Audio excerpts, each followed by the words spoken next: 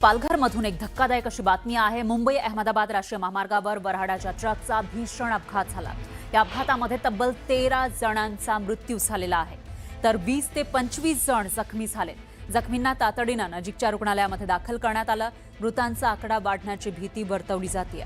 वऱ्हाडाचा truck मध्ये 100 पेक्षा जास्त वऱ्हाडी असल्याची माहिती मिळते आणि याच ट्रकचा अपघात झाला, ज्याच्यामध्ये 13 लोकांचा मृत्यू झालेला आहे आणि 25 पेक्षा जास्त लोक जखमी झाल्याची माहिती आहे। दरम्यान पालघरमध्ये झालेल्या या दुर्दैवी अपघातानंतर मुख्यमंत्री फडणवीसांनी ट्विट करत संवेदना व्यक्त केल्या। मुंबई अहमदाबाद महामार्गावर पालघरच्या धानिवरी इथे एका टेम्पोला कंटेनरनं धडक दिल्यामुळे झालेल्या अपघातामध्ये 13 नागरिकांचा मृत्यू झाल्याची ही घटना दुर्दैवी आहे। ही घटना ऐकून अतिशय दुःख झालं। मी त्यांना भावपूर्ण श्रद्धांजली अर्पण करतो। या घटनेत सुमारे 20 जण जखमी झालेत। त्यांना उपजिल्हा रुग्णालय कासा तसंच धुंदलवाडी इथल्या रुग्णालयात दाखल करण्यात आलेलं आहे आणि त्यांच्यावर उपचार केले जात आहेत। जिल्हा प्रशासनाशी मी सातत्यानं संपर्कात आहे। पोलीस अधीक्षक हे स्वतः घटनास्थळी होते असं मुख्यमंत्री फडणवीसांनी सांगितलेलं आहे।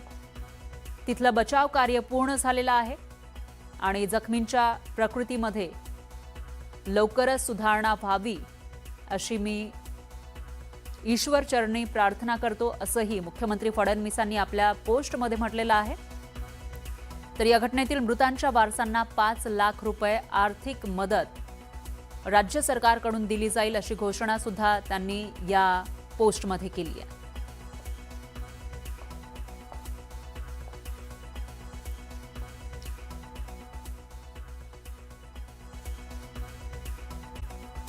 महाराष्ट्रामध्ये उष्णतेची लाट कायम राहण्याची शक्यता आहे। हवामान खात्याच्या अंदाजानुसार उत्तर पश्चिम आणि मध्य भारताला पुढचे 7 दिवस उष्णतेचा तडाखा सहन करावा लागणार आहे। या पार्श्वभूमीवर हवामान खात्याने अलर्ट जारी केलाय। त्यामुळे या आठवड्यामध्ये विदर्भ आणि मराठवाड्यातील तापमानात वाढ होण्याची शक्यता नाकारता येत नाही।